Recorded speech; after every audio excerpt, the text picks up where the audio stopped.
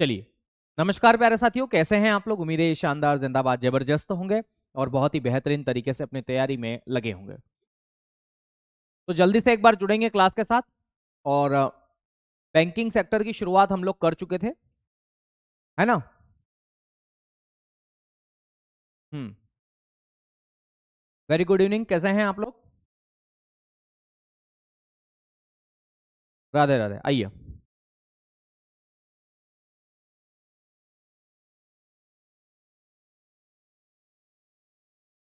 आज हम हेडिंग डालेंगे रिजर्व बैंक ऑफ इंडिया।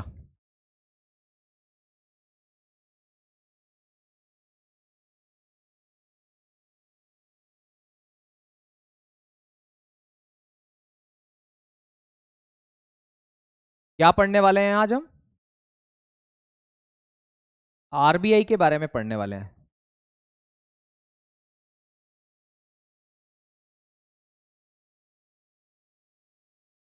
तो रिजर्व बैंक ऑफ इंडिया के बारे में आज हम पढ़ने वाले हैं। RBI, reserve bank of India. आइए जरा आरबीआई के बारे में क्या क्या खास बातें हैं आपको मैं बता दूं कि रिजर्व बैंक ऑफ इंडिया जो है वो हमारे देश का केंद्रीय बैंक है। साक्षी जी, आपका कमेंट ऊपर चला गया, आपका भी ये कमेंट दिखाई दे रहा है मुझे कि सर रेडी नहीं कर रहे हैं। क्या सर आप रेडी नहीं कर रहे क्या, है ना। देखो सुनो, सेंट्रल बैंक ऑफ इंडिया के बारे में अगर हम बात करें तो भारतीय रिजर्व बैंक देश का केंद्रीय बैंक है। तो लिखें भारत का केंद्रीय बैंक, भारत का केंद्रीय बैंक।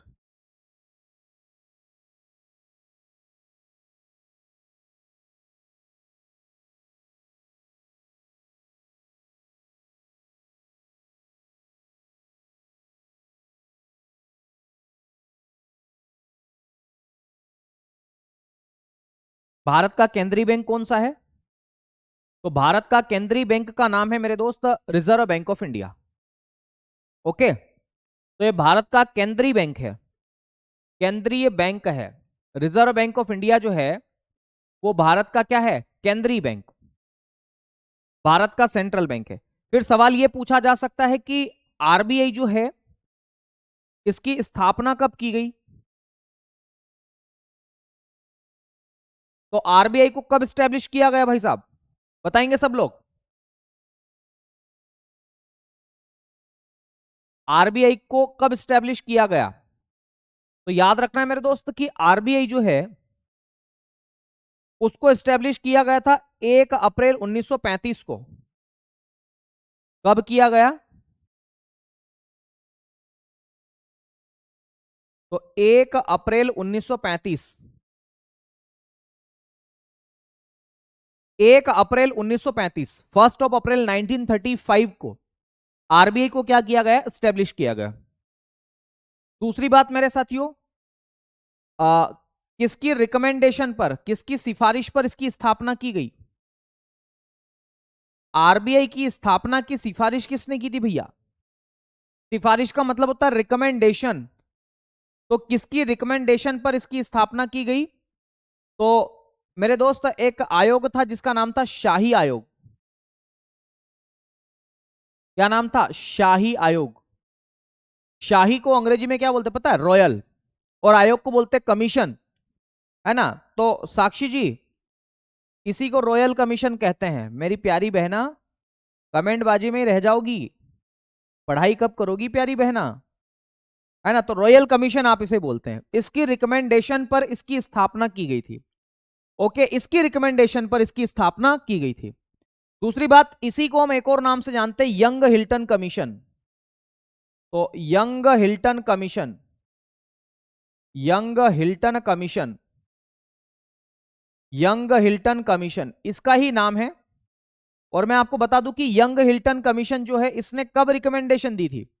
तो 1926 में इसने रिकमेंडेशन दी थी कि भैया देश के अंदर एक केंद्रीय बैंक की स्थापना होनी चाहिए। ओके, आ गई बात समझ में। चलिए, इससे आगे की हम बात कर रहे हैं। और सवाल यह भी पूछा जा सकता है कि आरबीआई जो है इसकी स्थापना किस अधिनियम से की गई। तो तो इसकी स्थापना की गई थी आरबीआई अधिनियम, आरबीआई एक्ट 1934 की सहायता से। तो आरबीआई एक्ट 1934 की सहायता से आरबीआई को स्थापित किया गया था। पूछा जाता है कि आरबीआई की स्थापना किस अधिनियम से की गई, तो आरबीआई अधिनियम 1934 1934 से। प्यारी बहना साक्षी, आप पूछो जवाब क्या है। सर रिप्लाई नहीं कर रहे सर, प्लीज रिप्लाई। बोलो बोलो गुड़िया बोलो, है ना। रुको आपका ही मैसेज देख लेता हूं। गुड़िया साक्षी सर बता दीजिए, बताओ क्या वो बता रहा। अगले साल बहुत हाई था लड़कियों का कट ऑफ, इस विषय में मुझे जानकारी नहीं है प्यारी बहना। या तो आप हमारे शिवम सर से बात करिएगा इस विषय पर, या हमारे दिग्विजय सर से बात करिएगा, ठीक है। ओके चलो, तो आरबीआई अधिनियम 1934 की सहायता से इसकी स्थापना की गई। सिफारिश किसने करी थी? शाही आयोग ने, जिसका नाम रॉयल कमीशन था, जिसको यंग हिल्टन कमीशन भी बोल देते हैं। कब की गई थी? 1 अप्रैल 1935 को इसकी स्थापना की गई थी। ओके, कोई दिक्कत वाली बात तो नहीं है। अब अगली बात देखो, ये जो आरबीआई है इसका मुख्यालय कहां पर है? हेडक्वार्टर। तो अब इसके हेडक्वार्टर की हम चर्चा करते हैं। हेडक्वार्टर यानी कि मुख्यालय। तो अब इसके मुख्यालय के बारे में हम चर्चा करते हैं, सुनिएगा। आरबीआई का जो मुख्यालय है, जब इसकी स्थापना की गई थी 1935 को, तब से लगा करके 2 साल तक, तो 1935 से लगा करके 1937 तक, 1935 से लगा करके 1937 तक इसका जो हेडक्वार्टर था वो था कलकत्ता में। जी हां, कोलकाता में इसको स्थापित किया गया था, कलकत्ता में इसकी स्थापना की गई थी। फिर मेरे साथियों 1937 से इसका जो मुख्यालय है वो कहां पर है? तो मुंबई में है। कहां पर है? मुंबई। मुंबई, मुंबई में इसका मुख्यालय है। कहां पर? मुंबई में। तो इसका हेडक्वार्टर समझ में आ गया आपको कहां पर है, ठीक है। अगली बात, आरबीआई का राष्ट्रीयकरण कब किया गया? आरबीआई का राष्ट्रीयकरण, राष्ट्रीयकरण का क्या मतलब है? राष्ट्रीयकरण का मतलब है नेशनलाइजेशन, है ना, नेशनलाइजेशन। तो क्या आरबीआई का राष्ट्रीयकरण किया गया, इसका मतलब है कि आरबीआई सरकारी संस्था नहीं थी जब स्थापना की गई? नहीं, ये प्राइवेट सेक्टर के हाथ में थी।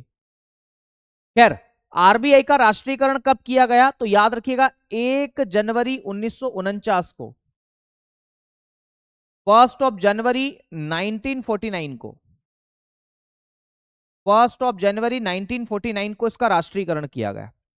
ओके, अच्छा, इसकी प्रारंभिक पूंजी कितनी थी? इनिशियल कैपिटल कितनी थी जब आरबीआई की स्थापना की गई थी? तो आरबीआई की प्रारंभिक पूंजी कितनी थी? इनिशियल कैपिटल कितनी थी जब आरबीआई को स्टैब्लिश किया गया था? तो याद रखना, इसकी जो प्रारंभिक पूंजी थी वो थी 5 करोड़। कितनी थी? 5 करोड़ रुपए थी। 5 करोड़ रुपए इसकी प्रारंभिक पूंजी थी। 5 करोड़ रुपए के साथ में इसकी स्थापना की गई थी। ओके, फिर मेरे साथियों इसकी ओनरशिप किसके पास में थी? तो लिखेंगे इसका स्वामित्व। स्वामित्व का मतलब है ओनरशिप। तो जब आरबीआई को स्थापित किया गया था तब इसका स्वामित्व किसके पास में था? Ownership, ownership. तो जब इसको है ना स्थापित किया गया था, तब इसका स्वामित्व था निजी शेयर होल्डर्स के पास में, प्राइवेट शेयर होल्डर्स। तो लिखेंगे निजी शेयर धारक, निजी शेयर धारक या निजी शेयर धारकों के पास में इसका स्वामित्व था। ओके, तो इसका स्वामित्व निजी शेयर धारकों के पास में था। अब आरबीआई में कितना पैसा आया, कितना पैसा गया, इसके लिए आरबीआई गणना करता था। तो आरबीआई का अकाउंटिंग ईयर क्या था? और अकाउंटिंग ईयर में वो क्या करता था? गणना करता था कि कितना पैसा आया, कितना पैसा गया, वो सब चीजें। तो लिखेंगे लेखा वर्ष कितना था इसका? Accounting year. आरबीआई का लेखा वर्ष, जिसे हम लोग बोलते हैं अकाउंटिंग ईयर,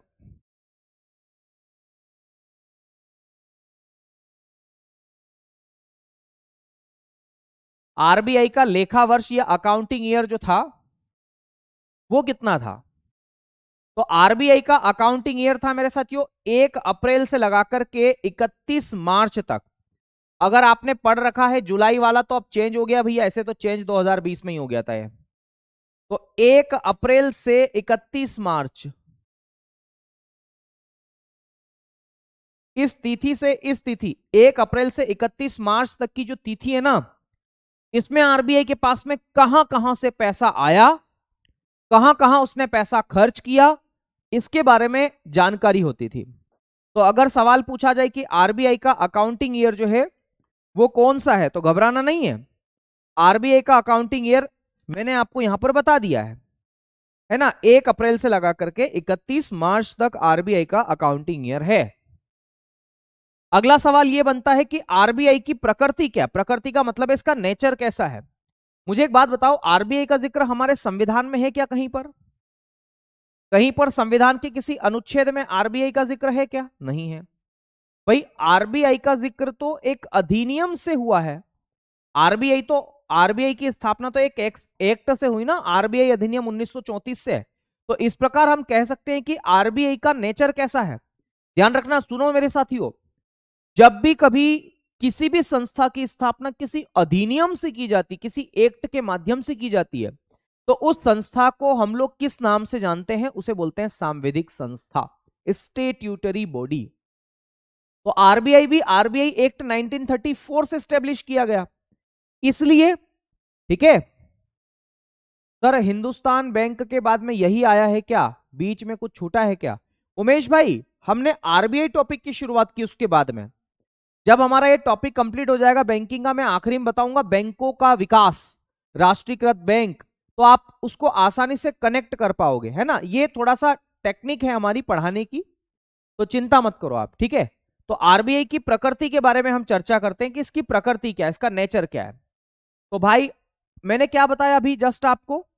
मैंने ये बताया कि जब भी किसी संस्था की स्थापना किसी अधिनियम से की जाती है तो उसकी प्रकृति कैसी हो जाती है? तो उसकी प्रकृति हो जाती है सांविधिक। कैसी हो जाती है? सांविधिक प्रकृति हो जाती है, क्योंकि इसका जिक्र संविधान में नहीं है, अधिनियम में, इसलिए इसे स्टेट्यूटरी बॉडी के नाम से जाना जाता है। ये एक सांविधिक संस्था है, स्टेट्यूटरी बॉडी है।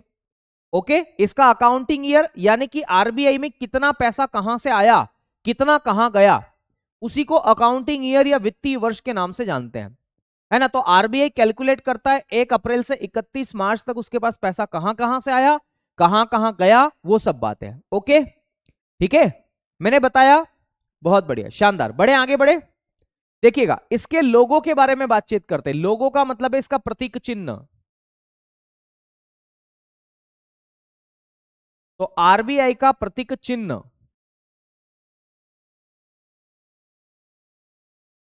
बोले तो लोगो, आरबीआई का प्रतीक चिन्ह, तो याद रखना बंगाल टाइगर और ताड़ का पेड़, बंगाल टाइगर, बंगाल टाइगर एवं ताड़ का पेड़।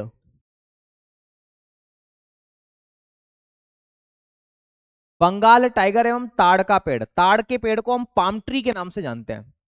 तो ये इसका लोगो है ना, बंगाल टाइगर और ताड़ का पेड़, याद रखना ये इसका क्या है? लोगो है। अरे लोगो था अपने पास, कोई बात नहीं। तो इसका लोगो क्या है? तो इसका लोगो है मेरे साथियों बंगाल टाइगर एवं ताड़ का पेड़।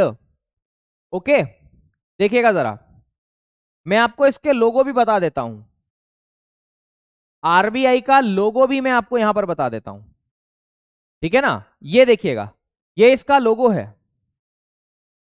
ओके, ये देखना, ये जो भी आपको अच्छा लगे वो वाला लोगो ले लो, ऐसा क्या है, ठीक है, ये वाला ले लो, ये इसका लोगो है। ये क्या है? इसका लोगो। देखो इस लोगो को मैं इसमें भी अटैच कर देता हूं, है ना, ताकि बाद में भी आपके दिमाग में बने रहे। ये इसका लोगो है, ये ठीक है। ये क्या है इसका? ये इसका लोगो है भाई साहब, ये इसका लोगो है। लोगो का मतलब होता है प्रतीक चिन्ह। ओके, तो ये इसका लोगो है। आप देखिएगा यहां पर ये बंगाल टाइगर दिख रहा है आपको, ये दोला दोला, और ये पीछे ताड़ का पेड़ है, फिर ऊपर लिखा है भारतीय reserve bank, reserve bank of India. ये इसका क्या है? ये इसका लोगो है भाई, ये इसका क्या है? लोगो, लोगो। ठीक है, कोई दिक्कत तो नहीं। चलिए, तो ये आरबीआई का लोगो भी मैंने आपको बता दिया है, आरबीआई का अकाउंटिंग ईयर भी मैंने आपको बता दिया है। अब हम बात करते हैं इसके क्षेत्रीय कार्यालय के बारे में। तो आरबीआई का क्षेत्रीय कार्यालय कहां पर है? तो आरबीआई के क्षेत्रीय कार्यालय, तो याद रखना इसके 4 जगह क्षेत्रीय कार्यालय है।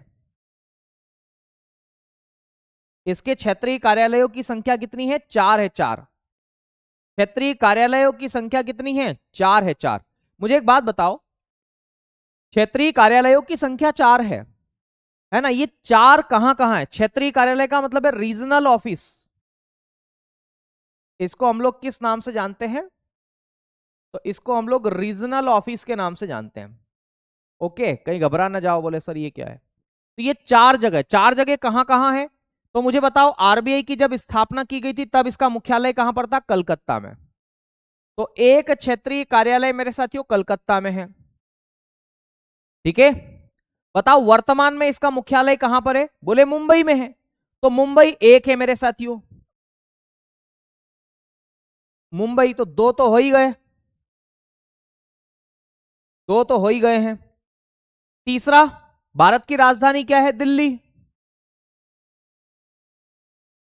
तो दिल्ली इसका तीसरा क्षेत्रीय कार्यालय,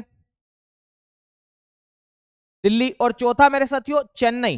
दक्षिण भारत में आप जाओगे तो तमिलनाडु में आपको क्या देखने को मिलेगा? चेन्नई, चेन्नई, चेन्नई। ये 4 जगह इसकी क्या है? क्षेत्रीय कार्यालय। कोई दिक्कत तो नहीं है ना? नासिक में नहीं भाई, नासिक कहां, नासिक पहुंच गए हो। मैंने बताया ये 4 जगह इसके क्षेत्रीय कार्यालय है। ठीक है, ये इसके रीजनल ऑफिस है, रीजनल ऑफिस। उम्मीद है ये बात समझ में आ गई होगी, इसके रीजनल ऑफिस के बारे में मैंने आपको यहां पर बता दिया। ओके, अब देखो अगली बात। अब हम ये बताते हैं आप लोगों को इसके गवर्नर के बारे में।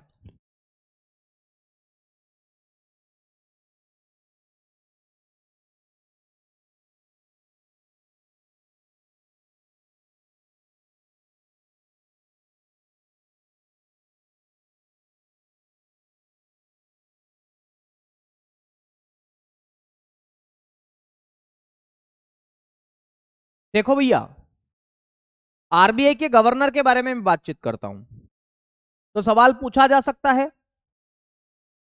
कि आरबीआई के गवर्नर की नियुक्ति किसके द्वारा की जाती है?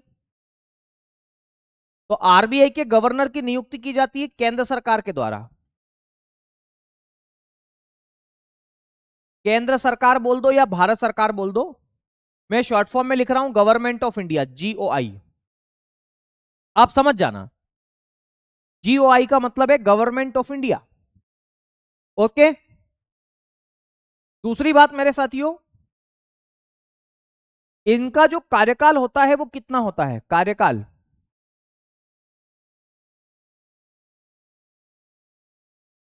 कार्यकाल को हम बोलते हैं टेन्यूअर। तो इनका जो टेन्यूअर होता है वो 3 साल का होता है।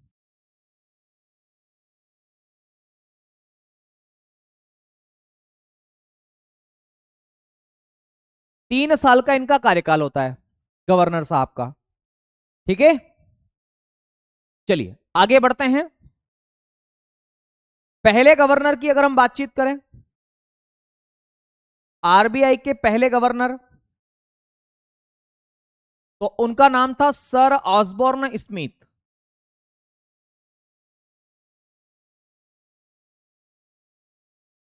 Sir Osborne Smith.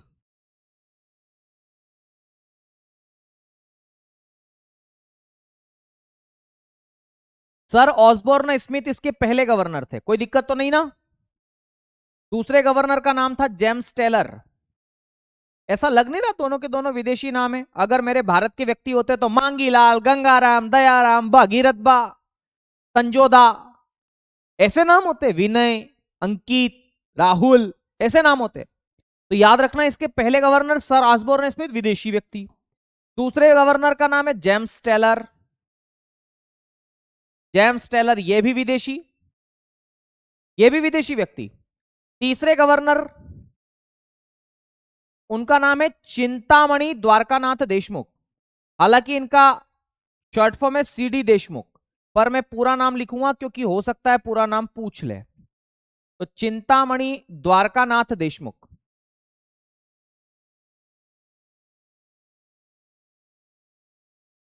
Chintamani Dwarkanath Deshmukh.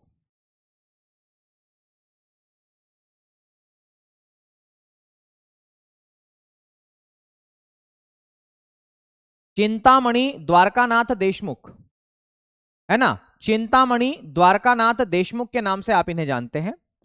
ये इसके तीसरे गवर्नर है, आरबीआई के तीसरे गवर्नर। सवाल आ सकता है कि आरबीआई के तीसरे गवर्नर कौन है? चिंतामणि द्वारकानाथ देशमुख। अच्छा, मजेदार बात यह है कि ये है ना पहले भारतीय गवर्नर। देखो ना, थोड़ा भारतीय नाम याद नहीं आ रहा? और यार ये तो भारतीय व्यक्ति है। तो याद रखना, आरबीआई के पहले भारतीय गवर्नर पूछा जाता है। आरबीआई के पहले भारतीय गवर्नर, आरबीआई के पहले भारतीय गवर्नर।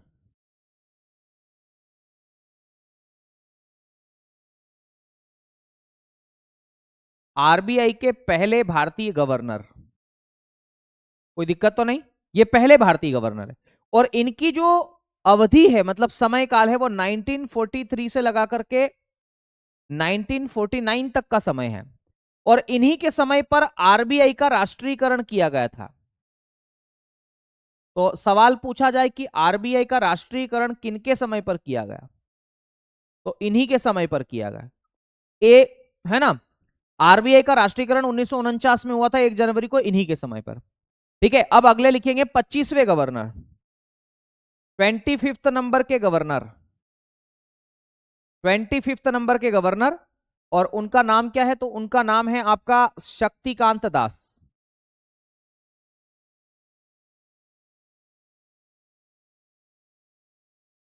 शक्तिकांत दास।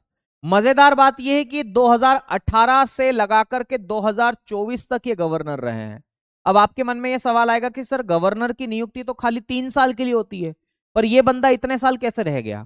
भाई कोरोना आ गया था, है ना। और केंद्र सरकार पुनर्नियुक्ति कर सकती है, केंद्र सरकार चाहे तो पुनर्नियुक्ति कर सकती है। तो केंद्र सरकार को बंदा जम गया, तो केंद्र सरकार ने बदलाव नहीं किया। ओके, आ गई बात समझ में?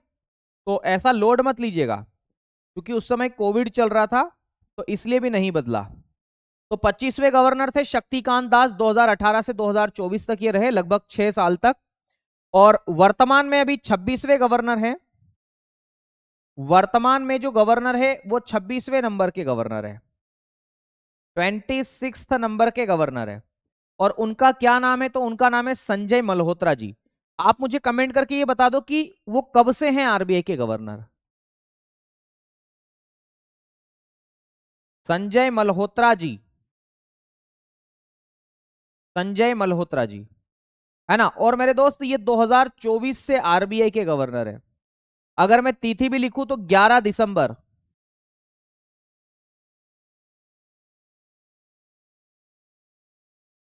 11 दिसंबर 2024 से गवर्नर है आरबीआई। ओके, 11 दिसंबर सन 2024 से। बताओ, कोई दिक्कत तो नहीं है यहां तक किसी को? मेरे ख्याल से दिक्कत नहीं होनी चाहिए। ठीक है, लेकिन अगर है तो भी बता दो भाई, कोई दुख दर्द पीड़ा संकट, बताओ, कोई दिक्कत तो नहीं है? पहले इतना बताओ, उसके बाद में आगे की रूपरेखा देखेंगे। बहुत बढ़िया, क्या बात है भाई, शानदार, मजा आ गया। ओके ओके, 11 दिसंबर, अरे 2024 है वीर। वीर ने 2025 लिख दिया, नहीं भाई मेरे वीर। ओके, चलो बढ़े, आगे बढ़े।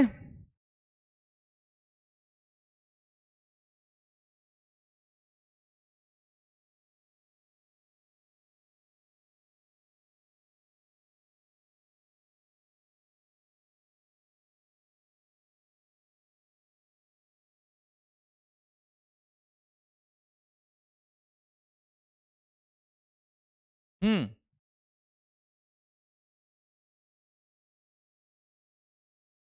बहुत बढ़िया। देखो अगला बिंदु, अगला सवाल यह पूछा जा सकता है कि आरबीआई की स्थापना के क्या क्या उद्देश्य थे, है ना भाई। 11 दिसंबर सही है शुभम, 9 दिसंबर गलत है ना। तो लिखेंगे अगला हेडिंग, आरबीआई की स्थापना के उद्देश्य, या आरबीआई के उद्देश्य, ऐसा लिखो, कुछ भी लिख लो यार, अपने घर का राज है। आरबीआई की स्थापना के उद्देश्य,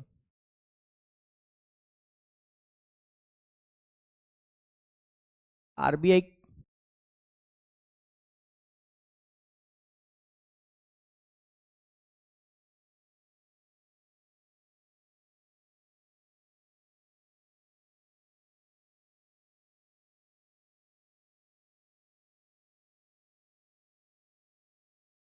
आरबीआई की स्थापना के उद्देश्य, इसके क्या क्या उद्देश्य रहे हैं, आरबीआई की स्थापना क्यों की गई, उद्देश्य इसके क्या है, ऑब्जेक्टिव बोलते हैं आप इसे।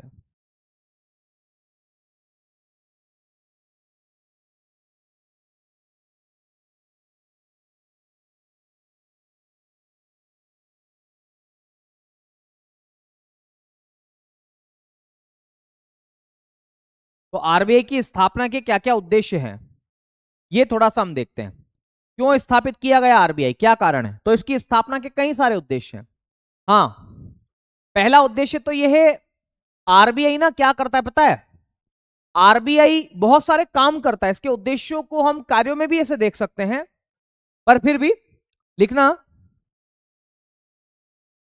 तो लिखेंगे पहला इसका उद्देश्य लिखेंगे मौद्रिक नीति का निर्माण करना, मौद्रिक नीति का निर्माण करना, मौद्रिक नीति का निर्माण करना, ओके। मौद्रिक नीति को मॉनेटरी पॉलिसी बोलते हैं, monetary policy, RBI monetary policy को बनाता है, मौद्रिक नीति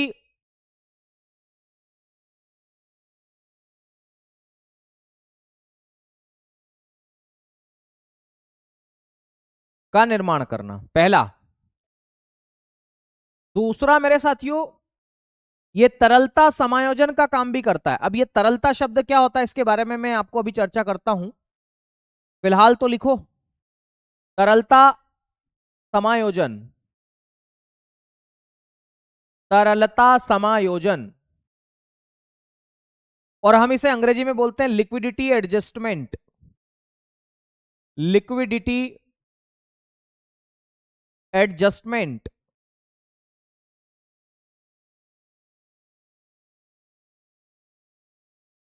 तरलता समायोजन करना। तीसरा उद्देश्य लिखेंगे देश का आर्थिक, देश का आर्थिक विकास करना,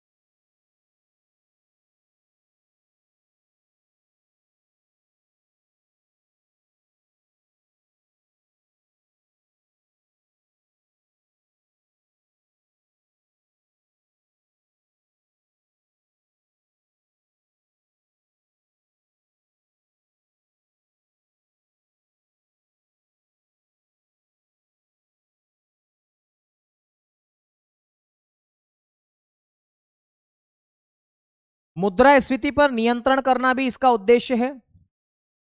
ये इन्फ्लेशन को कंट्रोल करता है, न तो महंगाई ज्यादा हो न महंगाई कम हो, इसको बोलते हैं मुद्रास्फीति पर नियंत्रण करना, ठीक है। अगली बात मेरे साथियों, इन्फ्लेशन कंट्रोल भी आप इसे बोल सकते हैं। मैंने एक और बताया था, लिख नहीं पाया, लिखेंगे देश का विकास करना, देश का आर्थिक विकास करना, या ऐसा लिखो देश का विकास करना। देश का विकास करना, डेवलपमेंट करना, ये भी तो इसी का उद्देश्य है। और क्या उद्देश्य इसका? इसका उद्देश्य और क्या है? तो राष्ट्रीय आय को बढ़ावा देना। राष्ट्रीय आय बोले तो नेशनल इनकम, ये ऊपर एरो गया, इसका मतलब है बढ़ावा देना, इसका उद्देश्य है। ठीक है, चलो इतने उद्देश्य पर्याप्त है।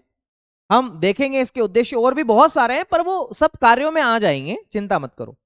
ठीक है ना। अब हम अगली हेडिंग डालते हैं मेरे साथियों, आरबीआई के क्या क्या कार्य है। हेडिंग डालते हैं आरबीआई के कार्य, है ना, और हम एक एक कार्यों के बारे में पढ़ते हैं, मजा आएगा आपकी कसम। तो आरबीआई के कार्य,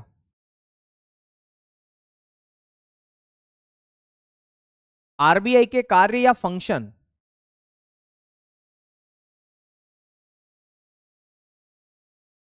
आरबीआई के कार्य या फंक्शन। अच्छा मुझे एक बात बताओ, आरबीआई देश का सेंट्रल बैंक है कि नहीं है? बोले हाँ सर है, तो सही। तो भाई देश का सेंट्रल बैंक है तो इसके कार्यों को दो भागों में बांट करके हम देखते हैं। सबसे पहला, इसका एक केंद्रीय बैंक के रूप में कार्य, देश का सेंट्रल बैंक है तो उसके रूप में भी तो कुछ जिम्मेदारी इसकी होनी चाहिए। बोले हाँ होनी तो चाहिए, तो हम लिखेंगे केंद्रीय बैंक के रूप में कार्य। क्या लिखेंगे? केंद्रीय बैंक के रूप में कार्य। ठीक है, तो आरबीआई का केंद्रीय बैंक के रूप में कार्य, मतलब इसके कार्य को दो पार्ट में डिवाइड करके हम देखते हैं। सबसे पहला है केंद्रीय बैंक के रूप में कार्य।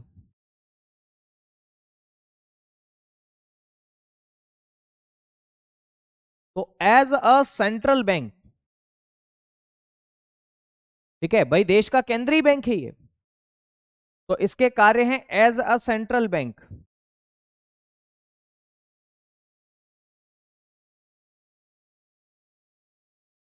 सेंट्रल बैंक के रूप में इसके क्या क्या कार्य है वो हम देखेंगे यहां पर, है ना। तो सेंट्रल बैंक है चूंकि देश का है, तो देश का सेंट्रल बैंक है तो कुछ ना कुछ तो जिम्मेदारी बनती है ना इसकी। बोले हाँ सर बनती तो है। तो पहले इसके कार्य हमने बांटे केंद्रीय बैंक के रूप में, और दूसरा याद रखना है, दूसरा है ये विकासात्मक, ये देश का विकास करता है, तो इसीलिए हम इसके दूसरे कार्य को बोलते हैं विकासात्मक कार्य।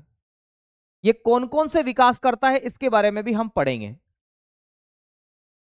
विकासात्मक कार्य, और विकासात्मक कार्य को हम लोग किस नाम से जानते हैं? तो इसे हम बोलते हैं डेवलपमेंटल फंक्शंस। किसके नाम से जानते हैं? डेवलपमेंटल फंक्शंस के नाम से आप इसे जानते हैं।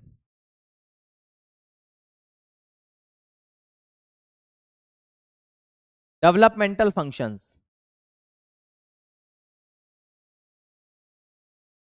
डेवलपमेंटल फंक्शंस, है ना, डेवलपमेंटल फंक्शंस के नाम से आप इसे जानते हैं।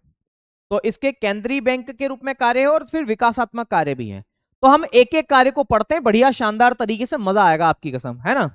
तो सबसे पहले हम बात करेंगे केंद्रीय बैंक के रूप में। तो ये केंद्रीय बैंक के रूप में क्या क्या काम करता है उसके बारे में हम थोड़ी सी बातें यहां पर करते हैं। तो सबसे पहला कार्य है इसका, केंद्रीय बैंक के रूप में इसका सबसे पहला कार्य है मेरे दोस्त, और वो क्या काम है? तो केंद्रीय बैंक के रूप में इसका सबसे पहला कार्य है नोट निर्गमन का एकाधिकार, है ना। पॉइंट टू पॉइंट एक्सेल करके पढ़ाइए, हाँ वैसे ही कर रहे हैं सलोनी जी, है ना। नोट निर्गमन का अधिकार, नोट निर्गमन, करेंसी इशूअर है ये, नोट निर्गमन का एकाधिकार। एकाधिकार का मतलब होता है मोनोपोली, है ना। इसके अलावा कोई दूसरी बैंक नोट निर्गमन नहीं कर सकती। अभी बताऊंगा, एक अपवाद है नोट निर्गमन, और नोट निर्गमन को हम अंग्रेजी में क्या बोलते हैं? Currency issuer.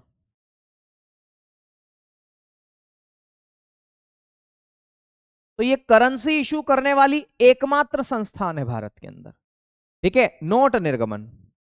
तो नोट निर्गमन करना ये किसका काम है? तो ये आरबीआई का काम है, ये करेंसी इशूअर है। क्या है ये? Currency issuer. ये नोटों को निर्गमित करता है।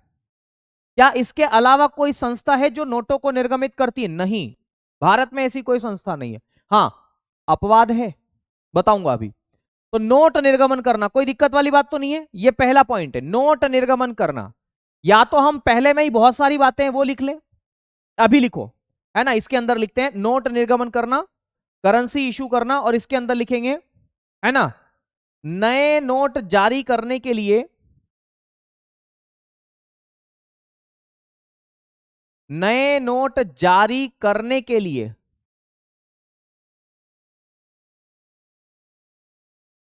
नए नोट जारी करने के लिए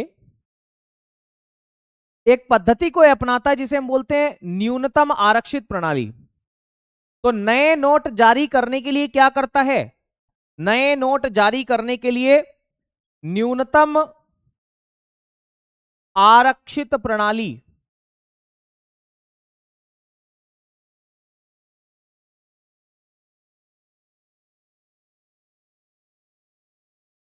न्यूनतम आरक्षित प्रणाली नए नोट जारी करने के लिए न्यूनतम आरक्षित प्रणाली मिनिमम रिजर्व सिस्टम बोलते हैं आप इसे। क्या बोलते हैं आप इसे? मिनिमम रिजर्व सिस्टम न्यूनतम आरक्षित प्रणाली को अपनाता है। तो इसे हम बोलते हैं मिनिमम रिजर्व सिस्टम, एमआरएस, है ना। तो नए नोट जारी करने के लिए न्यूनतम आरक्षित प्रणाली को अपनाता है, न्यूनतम आरक्षित प्रणाली को अपनाता है।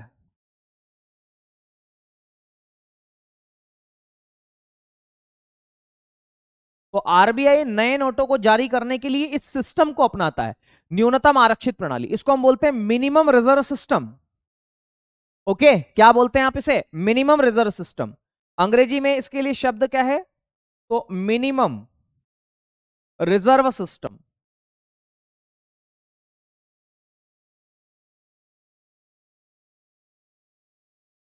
क्या बोलते हैं आप इसे? Minimum reserve system.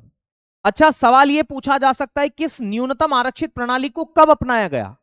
आरबीआई ने इसको पहली बार कब अपनाया? 1957 में अपनाया। तो इसके अंदर हम अब कुछ पॉइंट है वो लिखना चाहेंगे। तो इसके अंदर लिखेंगे आरबीआई ने 1957 में पहली बार अपनाया। इस न्यूनतम आरक्षित प्रणाली के बारे में बात कर रहा हूं। तो लिखेंगे आरबीआई ने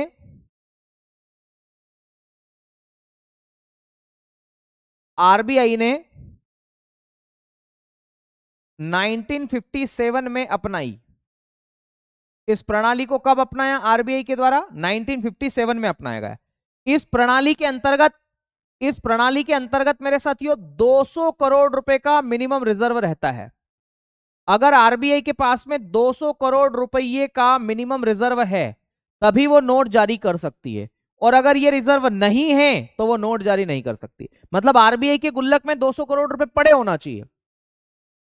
ठीक है, और बता दूं मैं 200 करोड़ रुपए में से 200 करोड़ रुपए में से 115 करोड़ रुपए जो है वो गोल्ड के रूप में, 115 करोड़ रुपए गोल्ड के रूप में हो सकते हैं, और 85 करोड़ रुपए जो है वो मेरे साथियों विदेशी प्रतिभूति, विदेशी मुद्रा, फॉरेन करेंसी जैसे डॉलर, यूरो, इन सब में, एसडीआर में भी चलेगा, विदेशी मुद्रा या प्रतिभूति या सिक्योरिटी बोलते हैं आप इसे, प्रतिभूति सिक्योरिटी, इसमें हो सकता है। आप तो ये याद रखना कि भैया 200 करोड़ रुपए मिनिमम रिजर्व सिस्टम है, आरबीआई के पास में इतना पैसा है तभी वो नए नोट जारी करेगी, नहीं तो वो नोट जारी नहीं करेगी। ठीक है, ये मैंने आपको यहां पर बताया है। तो नए नोटों का निर्गमन करना ये इसकी जिम्मेदारी है। दूसरी बात, आरबीआई की एक और जिम्मेदारी है, नए नोटों को निर्गमन करने के लिए वो 200 करोड़ रुपए का मिनिमम रिजर्व सिस्टम अपने पास रखती है। अगर होगा तभी वो नए नोट जारी करेगी, अन्यथा नहीं करेगी। मेरे दोस्त, ये पुराने नोटों को नष्ट भी करती है। पुराने नोटों को नष्ट करना, पुराने टूटे फटे नोट जो होते हैं ना, पुराने नोटों को नष्ट करना, वो हम लोग बैंक में जमा करा सकते हैं। आप सब जानते होंगे कि जो पुराने नोट है ना, उनको हम लोग बैंक में जमा करा सकते हैं। पुराने नोटों को नष्ट करना यह भी आरबीआई का ही काम है। आरबीआई उन नोटों को वापस क्या कर देती है? नए नोट में बदल देती है। ठीक है, तो यह भी इसी का काम है। अच्छा, आपको एक बात पता है कि आरबीआई 1 रुपए का नोट जारी नहीं करती, और जितने भी सिक्के वो भी आरबीआई जारी नहीं करती। फिर कौन जारी करता है? वो भी लिख लो, नोट बना करके लिखते। ये पहला कार्य लिखा है मैंने खाली अभी, है ना, कंफ्यूज मत हो जाना।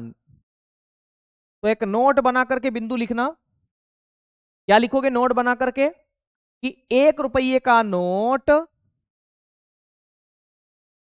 1 रुपये का नोट, 1 रुपये का नोट तथा सिक्के,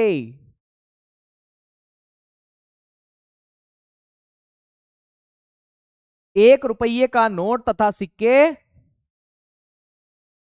भारत सरकार, है ना, भारत सरकार में भी किसके द्वारा, वित्त मंत्रालय द्वारा, 1 रुपये का नोट तथा सिक्के भारत सरकार द्वारा जारी किए जाते हैं।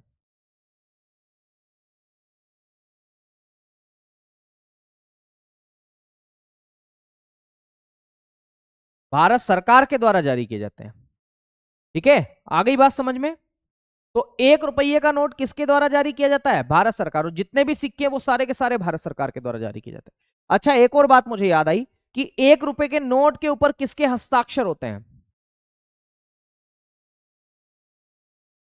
तो 1 रुपए के नोट के ऊपर हस्ताक्षर होते हैं वित्त सचिव के, वित्त सचिव, फाइनेंस सेक्रेटरी।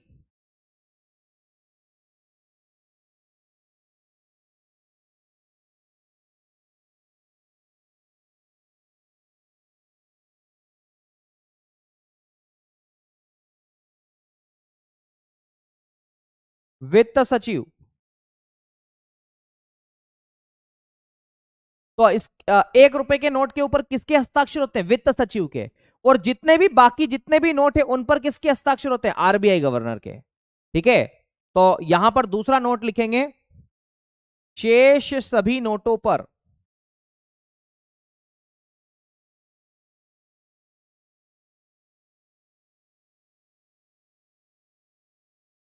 शेष सभी नोटों पर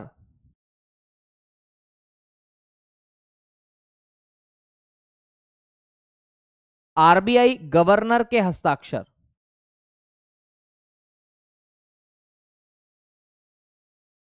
शेष सभी नोटों पर आरबीआई गवर्नर के हस्ताक्षर होते हैं।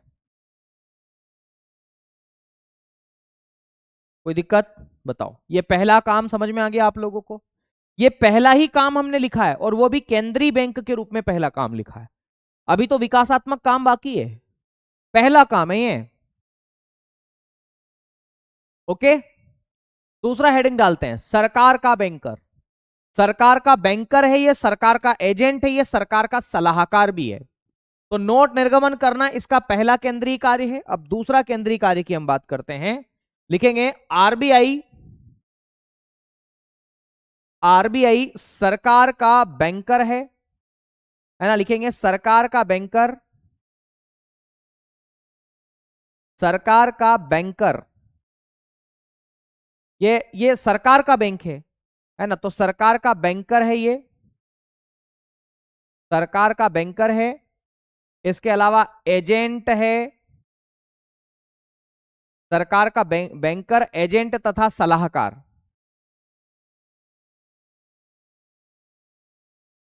तथा सलाहकार भी है, एडवाइजर भी है।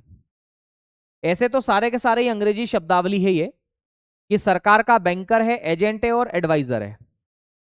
ठीक है, तो सरकार का ये मतलब इन तीनों भूमिकाओं में ये काम करता है आरबीआई।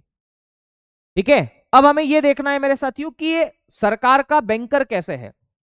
तो ये सरकार का बैंकर कैसे, तो देखना, ये राज्य सरकार और केंद्र सरकार दोनों को वित्तीय सुविधा उपलब्ध कराता है। अगर मोदी जी को पैसों की आवश्यकता पड़े तो वो आरबीआई से लोन ले सकते हैं। अगर योगी जी को पड़े, मोहन यादव जी को पड़े, तो वो ले सकते हैं। दिल्ली के मुख्यमंत्री रेखा गुप्ता जी भी लोन ले सकते हैं आरबीआई से। पर क्या मैं आरबीआई से लोन ले सकता हूं, नहीं। क्या मेरे आदर्श भाई आरबीआई से लोन ले सकते हैं, नहीं। क्या मीनाक्षी पटेल जी आरबीआई से लोन ले सकते हैं, नहीं। क्या प्रदीप यादव जी हमारे आरबीआई से लोन ले सकते हैं, नहीं। योगेंद्र भाई भी नहीं ले सकता, अरे कोई व्यक्ति नहीं ले सकता, मुकेश अंबानी भी नहीं ले सकता, बताओ। तो ये जनता का बैंक नहीं है, आरबीआई जनता का बैंक नहीं है। आम आदमी का खाता इसके अंदर नहीं होता, खाली सरकार का बैंक है। तो याद रखना है, मैंने क्या लिखाया कि आरबीआई जो है सरकार का बैंक है, तो इसके अंदर सबसे पहला पॉइंट लिखेंगे, है ना, कि है ना, क्या लिखेंगे भैया, ये सरकार का बैंक है, मैंने कहा सरकार का बैंकर। इसका मतलब क्या, इसका मतलब है भारत सरकार और राज्य सरकार दोनों का बैंकर है, ठीक है। तो लिखेंगे आरबीआई, आरबीआई भारत सरकार एवं राज्य सरकार, आरबीआई भारत सरकार एवं राज्य सरकार, राज्य या यूटी, यूटी का मतलब होता है यूनियन टेरिटरीज, है ना, तो आरबीआई राज्य सरकार एवं भारत सरकार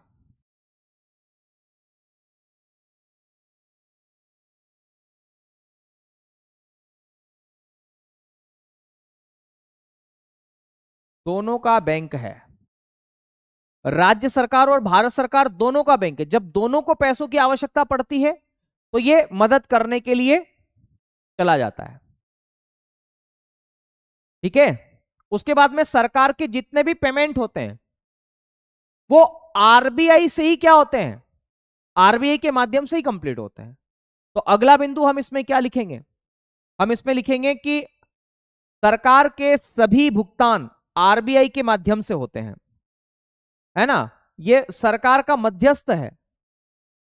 सरकार के सभी भुगतान, चाहे किसी को ब्याज देना हो, चाहे किसी से लोन लेना हो, है ना, तो लिखेंगे सरकार के सभी भुगतान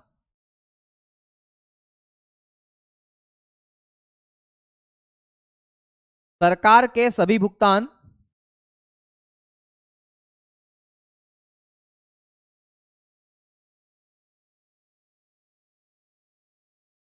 सरकार के सभी भुगतान आरबीआई के माध्यम से होते हैं।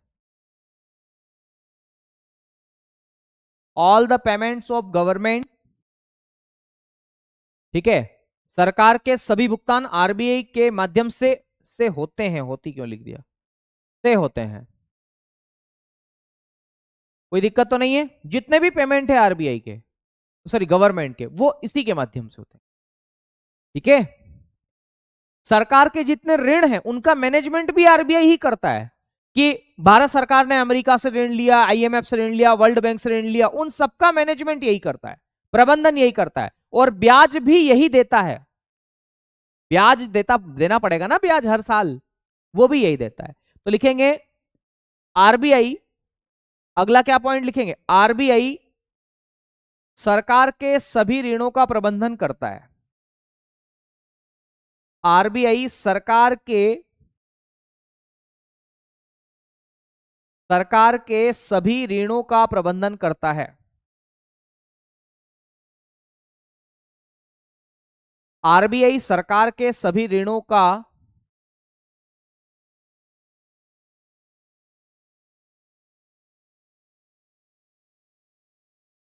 प्रबंधन करता है। प्रबंधन का मतलब होता है मैनेजमेंट, कि कहां से ऋण लेना है, कहां को देना है, कई सारे काम हैं, पर काम काम होते हैं यार भाई। चलो इससे आगे की चर्चा आप करेंगे हम कल, ठीक है। तो आज की क्लास कैसी लगी बताओ जी, कैसी लगी बताओ, बढ़िया लगी। तो ये तमाम बातें थी जो कि आज की इस कक्षा से संबंधित थी, बाकी कल इसका अगला पार्ट पढ़ेंगे। खूब सारा अच्छा लगता है मुझे आपको पढ़ाना, बहुत मजा आता है, मन से पढ़ाते हैं हम, है ना, और आप भी मन से पढ़ते हैं, कितनी बड़ी बात है। सर आरबीआई की इनकम का सोर्स क्या है, ये लिमिटेड अमाउंट प्रिंट करता है। दीपक सारे जवाब मिलेंगे, ठीक है दीपक भाई, चिंता मत करो, कहां कहां से इसको पैसा मिलता है क्या है।